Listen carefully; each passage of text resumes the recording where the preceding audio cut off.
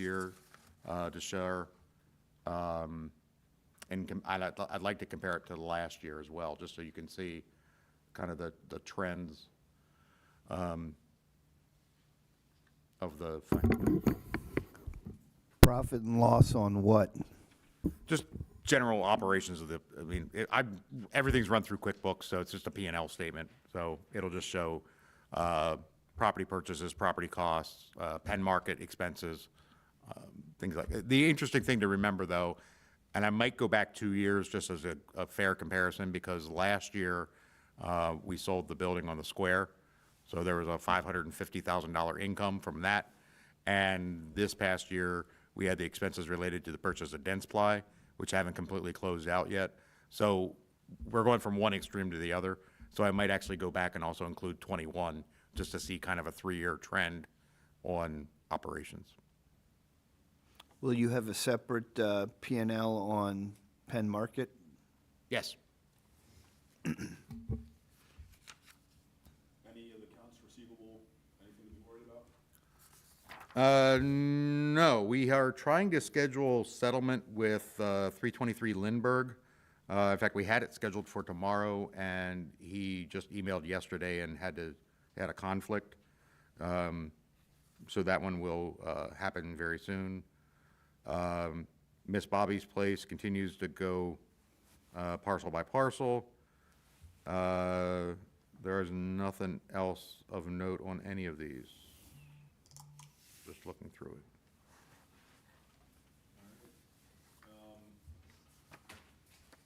Anything worth going over on the CDBG balance?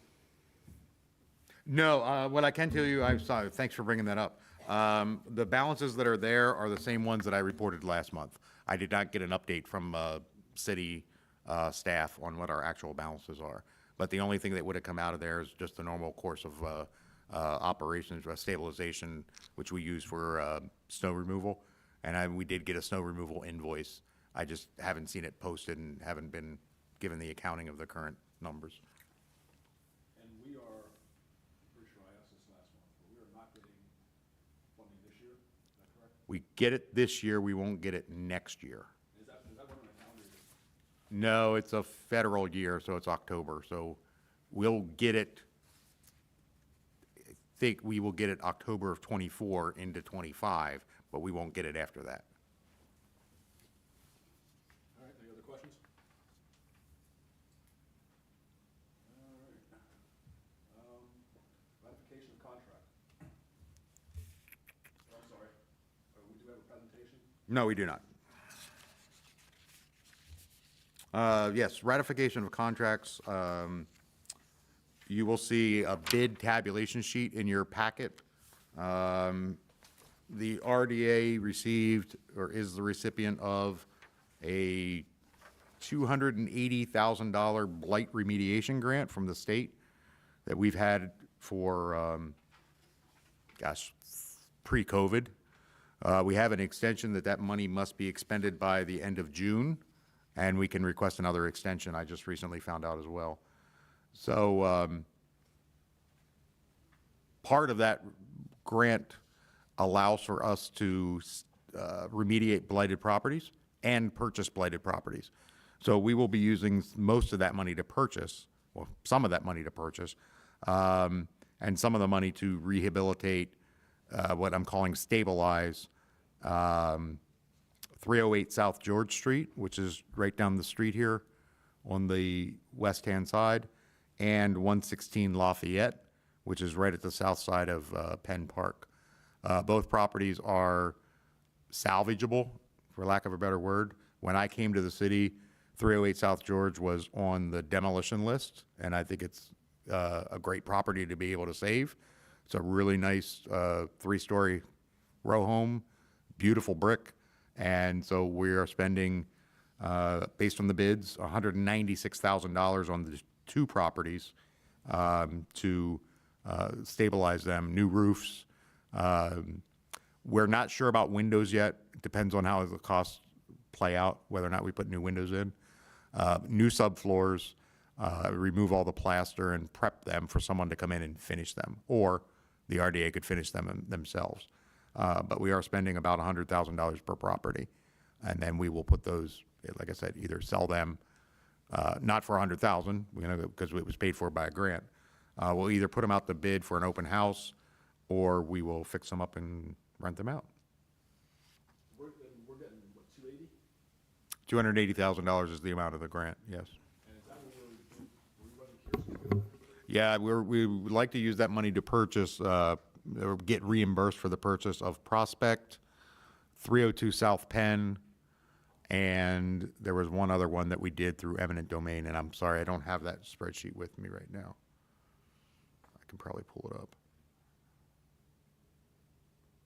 Is this something that we can continue to apply for going forward? No, it was a one-time, I mean, obviously, yes, if it comes back out again, sure. But this was a kind of a one-time shot as Governor Wolf was leaving office, or while he was in office, that allowed for all municipalities to go after something to do with blight. The other property we will get reimbursed for is 725 South Court Street, which is the one that we bought. It was the last parcel in the 700 block Court Street lots, yeah. Sorry if I missed this, are 308 and 116, are they both single family? Yes. I was in both of them today with our building codes officials, because there literally are missing floor joists because of the damage from the lack of a roof. So the contractor asked for a pre-inspection to see whether or not we'd have to do a structural engineer, new design, and thankfully we don't. We're able to just replace what was there existing and based on the spacing of the joists. But it's a lot of work. There's literally no floor from roof to basement in some areas. But they'll be beautiful when they're done, or half done. Stabilized, yes, yes. Anyone else have any questions? Yes. So Blanda, these renovation costs do not include electrical and plumbing, Correct. and certainly not central air. Nothing, no. Okay. It includes the removal of the steam radiators that are half falling through the floor. Oh, thank you. Yeah. But we could, sorry, did you have anything else, Frank? But if we did want to finish them and keep them and rent them out, next year, we could use, that funding from that grant is eligible to completely finish the properties? Yes, yeah. Or in theory, we could use CDBG stabilization money as well. Yeah, because I guess we don't have, well, I guess we don't know what the cost to finish them at this point. No, I didn't want the contractor to get overwhelmed with, Or the contractor could fall in love with these properties so much that he might want to buy them when he's finished with the stabilization. he told me that this morning, that he's sold it twice already. All right, any other questions? All right, we have a motion to ratify the execution of proposal and contract with Kingdom Building and Restoration for stabilization of 116 Lafayette and 308 South George Street. So moved.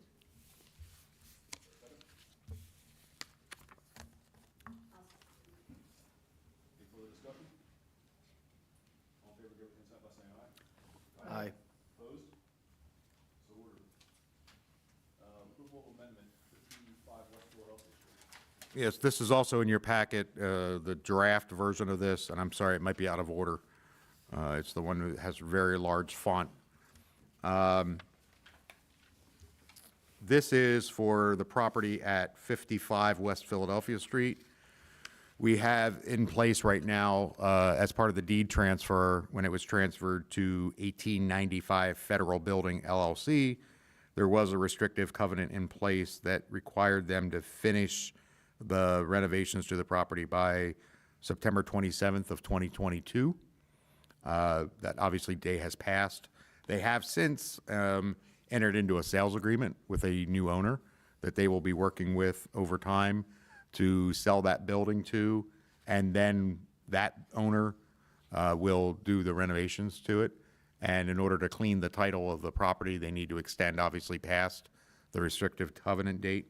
So they have issued this document. It's a tri-party agreement between 1895 Federal Building, the RDA and the new purchaser of the building. And this would extend that restrictive covenant completion date for now to, well, not for now, but it will extend it to December 31st, 2030.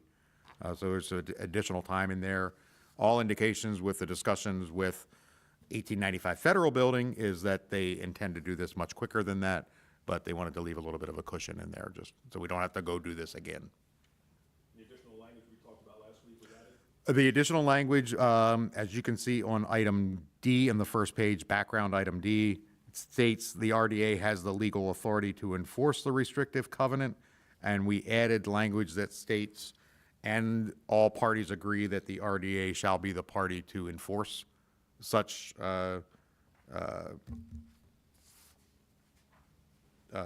restrictive covenants. I sent that to the attorney, and I have not heard back yet, but I can't see that it's going to be a problem. Questions from the board? Bill, do you have anything you want to throw? Just questions that have been answered.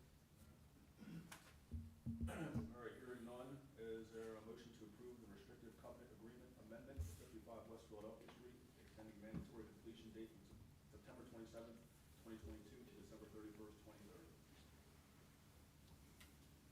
So moved. Is there a second? I'm going to have to abstain, so that will have to be Hannah. Any further discussion? All in favor, give their consent by saying aye. Aye. Opposed? And an abstention. Acceptance of management agreement. This is also contained in your packet. We spoke about this months ago, but the solicitor for the York Housing Authority was out and in and out again, so I finally got it wrapped up. Finally agreed to all the language internally. This is for the York Housing Authority to take over management of our property at 594, 596 West Princess Street, which we anecdotally call the Salem Square Library, even though the library is not there anymore. There are 2 3-bedroom apartments on the upper level, which have to comply with, because the property was built with home dollars, home funding through the city. There is annual home compliance monitoring that's done by the County of York. I am not capable of doing that. There are very few entities in this region who are capable of doing that. Housing Authority is one, so we've agreed to have them manage the property so that we're sure we're in compliance, and also lease out the vacant unit that's never been occupied. So it's a good opportunity for us to receive more income. They are going to charge an 8% management fee, and they will take care of all maintenance issues as needed.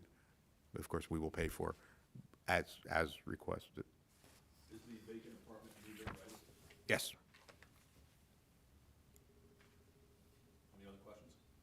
Is this the first time that the RDA is entering the property management agreement? No, we had one with York Housing, or, Affordable Housing Advocates, but before you were Affordable Housing Advocates, it was, This is the first one right now. correct.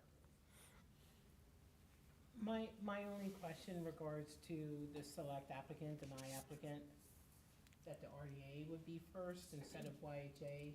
You have to be careful because with that home regs.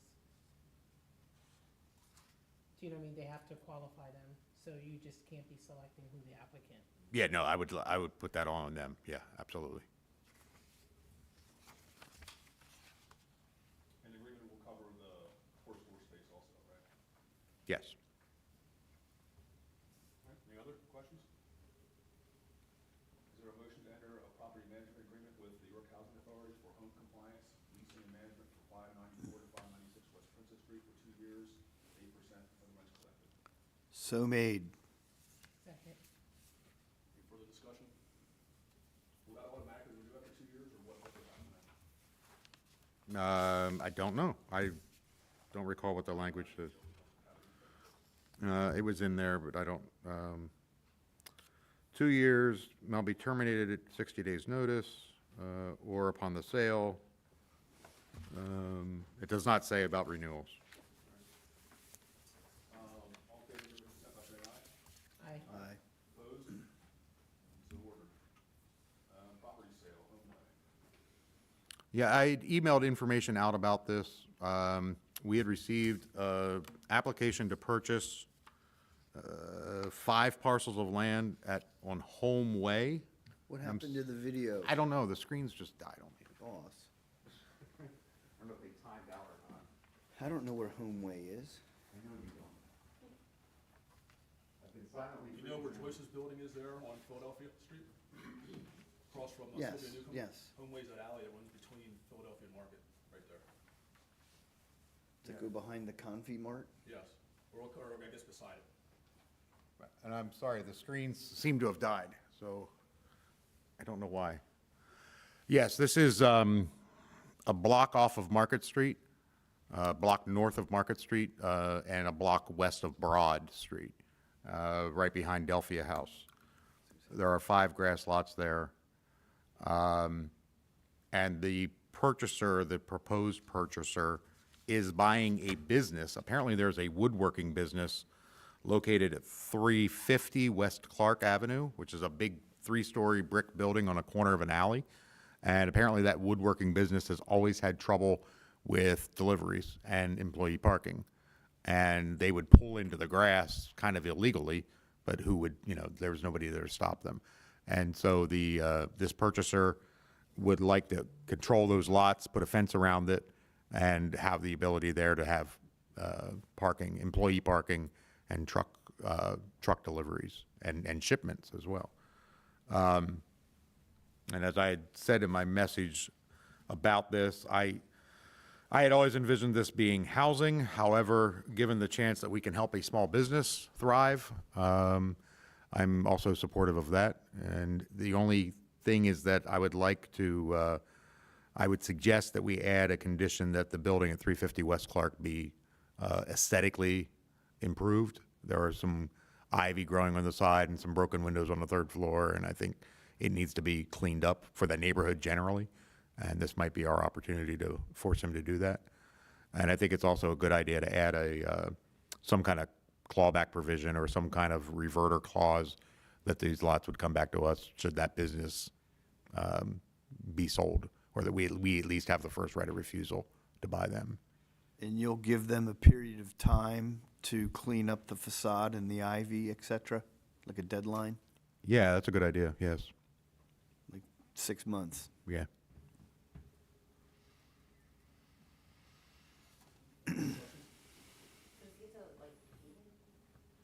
Well, and that's going to be part of my conversation with him. Anything that he does there with parking is going to have to be approved by whatever planning or zoning tells him.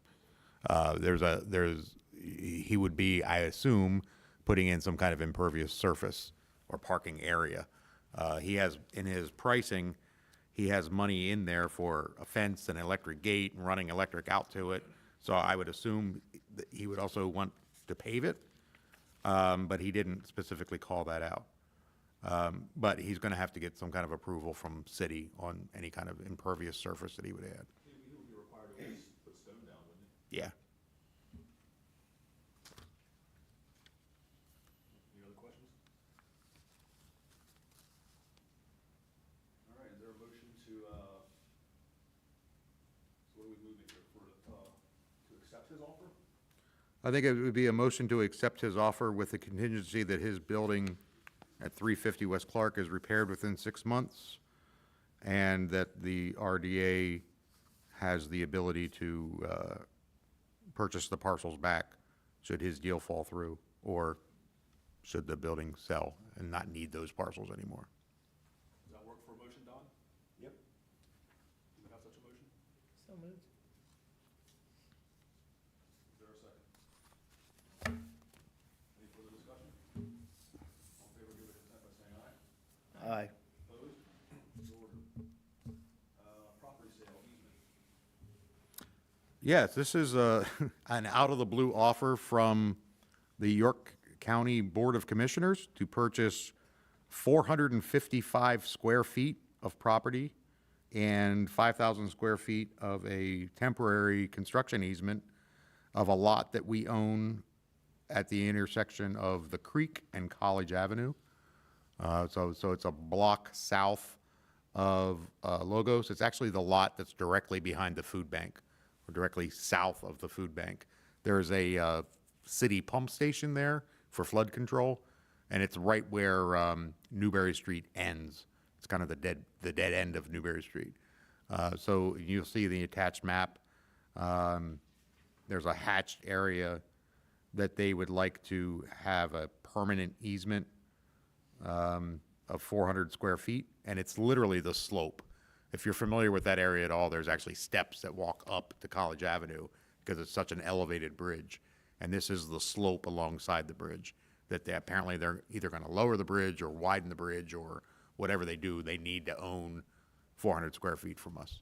And so they're offering us $2,600 for the 455 square feet plus $5,800 for a temporary easement, which they would essentially extend Newberry Street with some stone for construction activities. So a total of $8,400. Questions? So Blanda, this lot is absolutely unbuildable, Correct. even if it was flat. Correct. As my father used to say, the highest and best use for this piece of property is to lie dormant in anticipation of condemnation. Correct. Correct. Pump station, don't prevent really anything significant or, anything of importance being done to it. No, in fact, when the Cadorus widening project happens, we will probably be approached by the county economic alliance or county redevelopment authority to purchase this lot for the. Now we know what it's worth. Yes. Any other questions? There are motions to accept an offer to purchase right-of-way and temporary construction easement by Wood County, PA for the 455 square feet needed for bridge replacement and a 9,100 square foot temporary construction easement at 245 South Newberry for 8,400. So moved. Second. Further discussion? All in favor, give their consent by saying aye. Aye. Aye. Opposed? So ordered. Modification of minimum purchase price.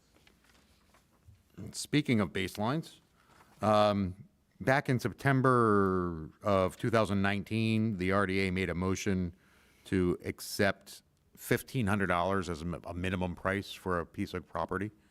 And although it's not in the minutes, what we have been doing is a $500 option fee for 6 months.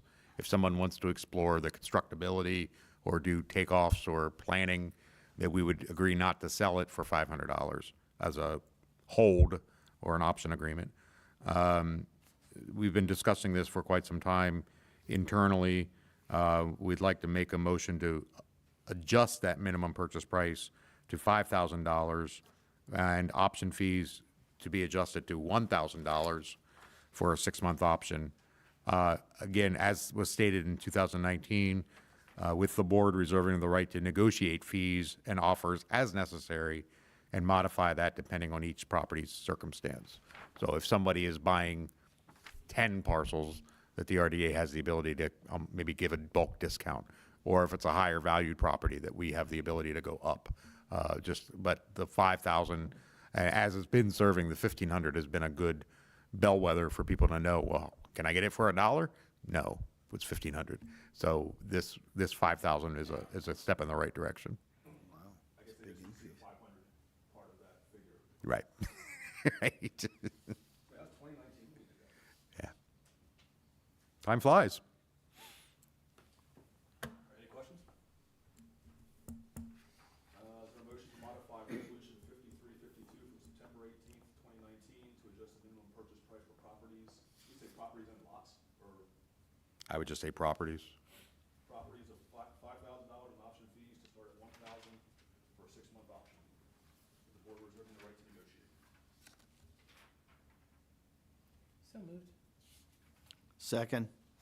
Further discussion? All in favor, give their consent by saying aye. Aye. Aye. Opposed? So ordered. Project updates. Just a few things that weren't on the agenda. I had actually a very brief conversation with the developers of the Northwest Triangle today. They were in Traffic Safety Committee, working through the logistics of which way the streets will go. Gay Avenue, and there's a parking lot they're building. Park Lane goes north to south. There's a lot of discussion that's been going on ad nauseum with the city's Traffic Safety Committee. So they were able to come to an agreement on how that will be laid out this morning, because we have the project at the History Center, the steam plant, and they have their own traffic issues and circulation issues. And then the Northwest Triangle and their proposed layout and their traffic issues, and then consideration of Keystone Color Works, which already exists. So there's a lot happening there. And then there's a school. So there's a lot of things that Traffic Safety Committee was really concerned about. I only caught the tail end of the meeting this morning because I had a conflict, but everybody left happy. So that's a good sign. They figured out which streets are going to go which direction, which is great. I did have a conversation with him after that meeting, and they're expecting to do a groundbreaking in July, likely June or July. I'm saying July because I don't want to overpromise. But they did get really good feedback from a lender for construction financing. So they should have those final terms together, he said, in a week or two, and they're ready to move forward with the project, which is really exciting. And that's 139 units, I believe he told me this morning, the first phase, which is really exciting. So if they left happy, things must have changed since last our discussion. I think they understand better why the Traffic Safety Committee was saying what they were saying. I think there's just a better understanding than what was distributed to them in text message or in writing. Briefly on Penn Market, by mid-March, which is 2-3 weeks from now, we anticipate having 65% complete construction drawings. So we've been doing a lot of back and forth with the architect on number of three-bay sinks, locations of doorways, those kinds of really nuanced details, digging into the design. So hopefully we'll have construction drawings, and at that time we'll get another revision of probable cost estimate on that. We are running a shortfall of about 1.9 million. So we're trying to cut corners as best we can without cutting corners. We're value engineering like crazy, and applying for additional funding. So we're constantly looking at what funds are out there that can help. That's an ongoing message. Ongoing. 1.9, yeah. See, I'm getting good at this. And then, lastly, briefly, well, two things actually. Mike Black and I had a chance 2 weeks ago to walk through Simon Camera Building, which has been a kind of an eyesore, a thorn in the RDA's inventory for quite some time. The owner or the redeveloper who's working on it has already created two apartments on half of the on a portion of the building, and has put a brand new roof on the entirety of the building, stabilized it, cleaned it out on the inside, and it was actually almost a pleasure to walk through that building for a change. He has not done anything on the exterior, so if you drive by, it does not look any prettier, but the inside looks great. And he just, last night, I received an email that he's proposing now to put 12, was there 12 on there? 12 apartments in that building. Not big, but small, affordable apartments, and it looks like they fit very well. So he's going in front of Zoning Hearing Board and Planning Commission to get approval to add 12 units into that property, which is exactly what we wanted to see. This is good stuff. 12 times 2. Oh yeah, that's right. It's 24 units. Yeah, it's 12 per floor over 2 floors. So it's 24 units of, and he's got a parking lot there that he owns. Say So they'll have off-site parking too. he has a whole lot of On-site offsite parking. correctly. Yeah, Street, yeah, right? yeah. So it should be an easy approval from a zoning perspective, which is great. Do we find out anything more about the ownership of that piece along on the opposite side of the alley there? I believe that it is his. Every deed that I've looked at, it belongs to him. Yeah, yeah, absolutely. And then finally, I just had the chairman sign a deed for 215, 217 Walnut Street, which is two parcels that we acquired through upset sale through the Land Bank Authority. They were originally part of the Think Loud UFD deal years and years ago. There are two vacant lots that Crystal's Place or Northeast Neighborhood Association had inquired if they could use them or have them or buy them. And we made a motion a couple of months ago to donate them to them. So I've been working back and forth with them. They've approved the deed and the language that's in it. And in a couple of days, they will be the proud owners of two new lots, and they're very excited. It's a good feeling to do something like that for that neighborhood. And then finally, I have on here a statement of financial interest. It's in your packet. Don't forget, I need these back by May, or you can send them directly to Diana Thompson, City Clerk, for your filing for the State Ethics Commission. And that is all that I have. Anything else for the good of the order? So, Dietendorf owns a building across the street from the Lafayette Club, across Duke Street. It's where You know, I'm pretty Uncle's sure if you do one, Uncle's was, you're Uncle's good, place. you just have to send Yes. it The law offices of Corey Leslie and a bunch of apartments. He was in I'm there. collecting cardboard. And he was like, Bud Blakey knew him super well, because he was a Helm guy. He and Bud Blakey were probably pretty good buddies. Yep. Yeah. This guy's daughter married Nathan Kaufman of that right Yeah, Oh, Don Scott. Not Don Scott. The guy jumped off the bridge and I've never killed looked at himself. the application. I can send you the link if I want, because I'm not even sure. I can't think of it. It was some kind Yeah, of, I'll just send you a link. yeah. When you guys do it, like Lana was talking, Yeah, neat guy. So what were you telling me about, something or other? So